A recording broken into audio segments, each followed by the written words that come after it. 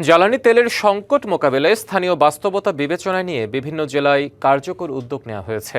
Rationing, fuel card আর সময় বেঁধে দিয়ে পরিস্থিতি নিয়ন্ত্রণের চেষ্টা চালিয়ে যাচ্ছে প্রশাসন। কালোবাজারি বন্ধে ডিপোতে মোতায়েন রয়েছে বিজিবি। এদিকে বেশিরভাগ পাম্পে ঝুলছে তেল নেই বোর্ড, আর যেসব জায়গায় দেয়া হচ্ছে সেখানে দীর্ঘ লাইন। কোথাও চালু আছে রেশনিং, কোথাও দেওয়া হচ্ছে ফুয়েল কার্ড, আবার কোথাও তেল নেওয়ার জন্য বেঁধে দেওয়া হয়েছে সময়। তেলের সংকটে অবস্থা বুঝে ব্যবস্থা চলছে জেলায় জেলায়।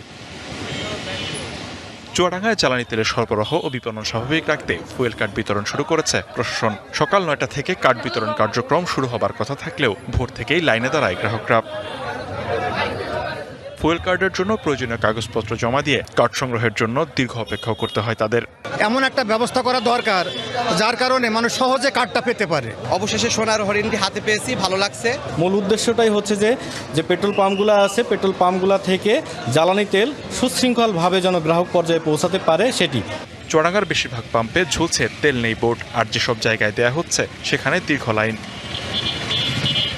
ঠাকুরগাঁওয়ে সরবরাহে শৃঙ্খলা আনতে 5 এপ্রিল থেকে ফুয়েল কার্ড ছাড়া জ্বালানি তেল দেওয়া হবে না। ধর্মঘটে উত্তরের 8 জেলায় জ্বালানি সরবরাহ বন্ধ থাকায় তেল লোড করতে না পারায় আজ বেশিরভাগ ফিলিং স্টেশনে সরবরাহ বন্ধ রয়েছে। লালমনিরহাটে 27টি পাম্পে অকটেন শূন্য, পেট্রোল মিললেও তার নির্দিষ্ট কোটায়। জনপ্রতি মাত্র 100 টাকার বেশি তেল দিচ্ছে না কর্তৃপক্ষ। পাম্পে না পাওয়া গেলেও খোলা বাজারে চড়া দামে তেল বিক্রির অভিযোগ করছেন চালকরা। প্রশাসনের বিষয়ে হস্তক্ষেপ করে তাহলে সিন্ডিকেট ভেঙে গেলে জনগণ স্বাচ্ছন্দ্যে তেল পাবে। এইভাবে তেল নেওয়ার জন্য লাইনের পর লাইন দাঁড়িয়ে থাকা, এটা কিন্তু খুবই দুঃখজনক ঘটনা। ডিজেল না পেয়ে বোরো চাষের সেচ ও হাল চাষ নিয়ে দিশেহারা অবস্থা। নগদ নিয়ে এলো হার না মানা হার অফার। সর্বনিম্ন 10,000 টাকা রেমিটেন্স নগদে পাঠালে থাকছে স্বর্ণের হার জেতার সুযোগ। নরসিংদীতে অধিকাংশ পাম্পে পেট্রোল অকটেনের সরবরাহ না থাকায় বিক্রি বন্ধ রাখা হয়েছে। চালকরা বিভিন্ন পাম্পে ঘুরেও তেল পাচ্ছেন না। 4 ঘন্টা এই সুলতানা ফিলিং স্টেশনে দাঁড়িয়ে থেকে 200 টাকার তেল নিলাম।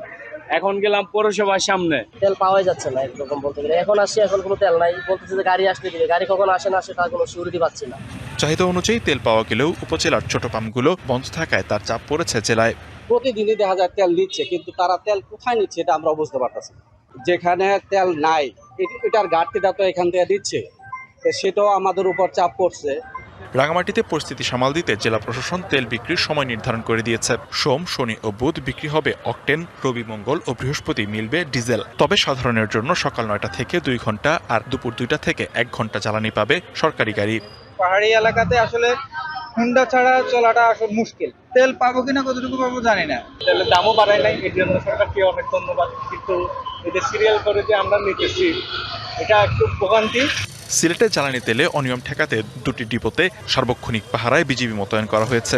আমাদের এখানে 24/7 এখানে ডিউটি আছে। তাদের নিজস্ব নিরাপত্তা ব্যবস্থা যেগুলো রয়েছে তাদের সাথে আমরা সমন্বয় করে এখানে জ্বালানি তেলের যে সরবরাহ এটা নিশ্চিত করছি। সীমান্তে জ্বালানি তেল পাচার, অবৈধ পরিবহন ও মজুত বন্ধে টহল বাড়িয়েছে বিজিবি। এখন ভৌমিক, ডিবিসি নিউজ ডেস্ক।